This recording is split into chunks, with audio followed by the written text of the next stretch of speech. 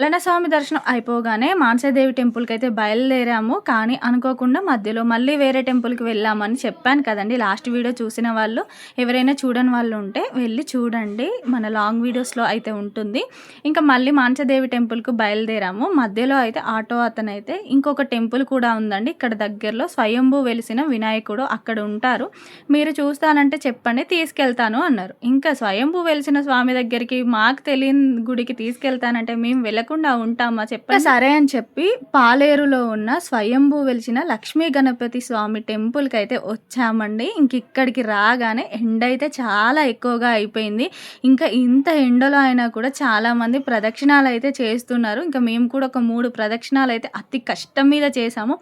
మధ్యాహ్నం అప్పటికే 12:30 అలా అయితుందండి. ఫుల్ ఎండగా అయితే ఉంది. ఇక్కడ కూడా లక్ష్మీ గణపతి స్వామి స్వయంభూ వెలిసిన విగ్రహం అంట అండి. అసలు మాకు ఈ గుడి గురించి కానీ, ఇక్కడ ఈ దేవుడి గురించి కానీ అస్సలు తెలీదు. ఇంకా మాకు ఈ గుడి దగ్గర బాగా నచ్చిన విషయం ఏంటంటే, ఇక్కడ ఎంతమంది వచ్చినా కూడా అయ్యగారు అందరి పేర్లు, గోత్రనామాలు అడుగుతూ మరి అర్చన అయితే చేస్తున్నాడండి. నిదానంగా, నెమ్మదిగా. ఆ విషయం అయితే మాకు చాలా బాగా అనిపించింది. మేము వెళ్ళినప్పుడు ఒక 50, 60 మంది దాకా ఉన్నారండి.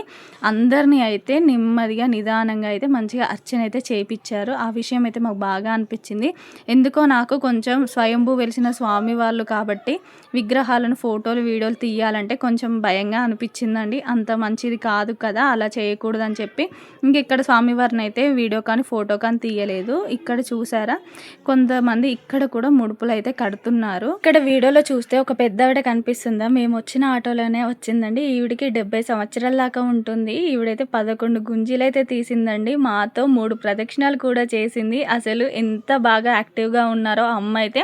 అన్ని గుళ్ళు వెళ్ళి మంచిగా దర్శనం అయితే చేసుకుంటారంట. కాశీకి కూడా 3, 4 సార్లు వెళ్ళొచ్చారంట అండి. ఇంక ఇక్కడ దర్శనం అయిపోయాక కాసేపు కూర్చొని ఇంకా మానసాదేవి టెంపుల్‌కి అయితే బయలుదేరామండి. మాకు ఈ గుడి దగ్గర కొంచెం నచ్చని విషయం ఏంటంటే అసలు వాటర్ అయితే లేవండి తాగడానికి.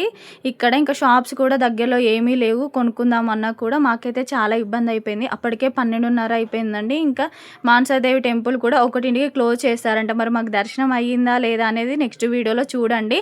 ఇంకా మరి మీకు ఈ వీడియోలో అనిపించింది ఏంటో కామెంట్‌లో కామెంట్ చేయండి. పాలేరులో ఉన్న వినాయకుడిని ఎవరైనా దర్శనం చేసుకున్నారా?